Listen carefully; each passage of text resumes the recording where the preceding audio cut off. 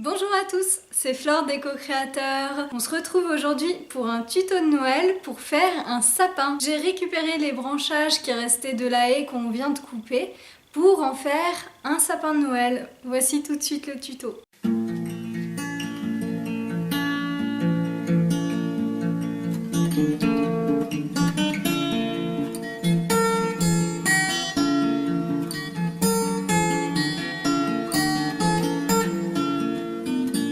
Pour faire le sapin de Noël, il vous faut des branches. Alors moi j'ai pris des branches d'essence différentes pour que ce soit plus esthétique en fait. Ça fait des couleurs différentes, j'aime beaucoup.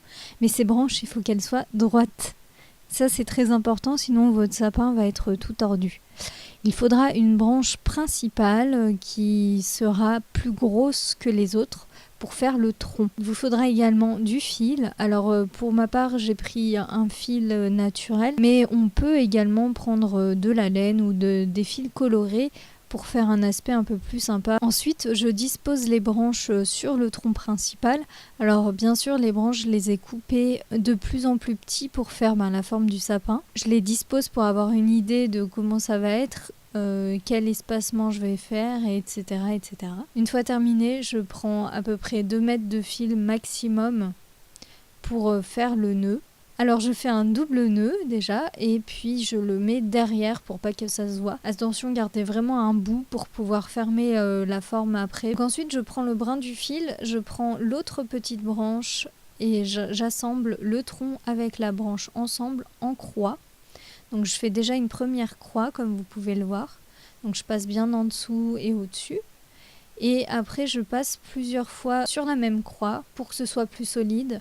Et je le fais de manière assez esthétique comme vous pouvez le voir, enfin le plus esthétique possible. En gardant bien à l'esprit de tout garder les uns à côté des autres et pas mettre les brins les uns sur les autres pour que ce soit plus joli. Je serre vraiment bien parce que il faut que ça tienne. Vraiment, ça c'est très important. Ne lésinez pas sur la force. Puis, une fois que j'ai passé 4 fois d'un côté, je repasse sur le premier brin que j'avais passé pour justement solidifier la structure et faire une vraie croix.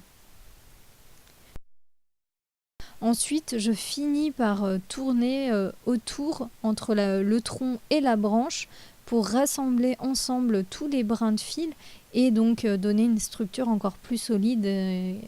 Comme ça ne bougera plus. Je tire bien. Là, comme vous pouvez le voir, c'est assez solide. Et puis, je referme le nœud avec le petit bout que j'avais bien gardé dès le départ. Voilà ce que ça donne une fois fini. Vous voyez, il y a plein de nœuds.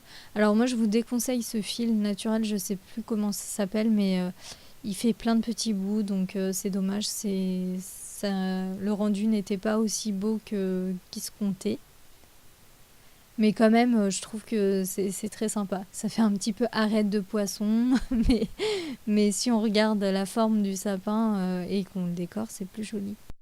Pour les décorations, je vous propose de prendre par exemple des perles d'une même couleur et du papier pour faire des petits flocons de neige.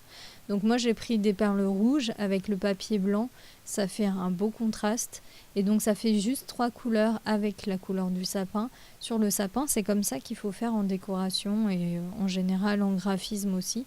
3 couleurs maximum, sinon ça fait trop. Donc pour les flocons, je prends des feuilles A4 de brouillon, donc c'est-à-dire qu'elles sont imprimées d'un côté et pas de l'autre. Donc c'est des feuilles qu'on garde, comme des courriers par exemple, et je divise en deux, je découpe. Puis je les divise encore en deux et je les redécoupe pour en faire des lamelles. Une fois ces lamelles finies, je vais le plier dans le sens de la largeur pour en faire une sorte de petit accordéon. Donc l'un après l'autre. Une fois l'accordéon fini, j'ajuste bien les bords parce que c'est pas très droit en général, donc voilà, comme ça fait une forme bien droite.